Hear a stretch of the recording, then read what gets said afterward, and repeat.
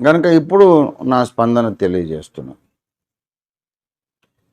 మల్లెపూలు పెట్టుకొని తిరిగే వీధుల్లో ఎక్కడైనా ఊళ్ళో సంచరించి ఆడవాళ్ళందరూ కూడా చెడిపోయిన వాళ్ళే, వేశ్యలే, బజారు స్త్రీలే అనే మాట ఎవరైనా అంటే ఉమ్, అది షాలేం గారు అన్నా, రంజు తోఫిర్ గారు అన్నా అది తప్పే.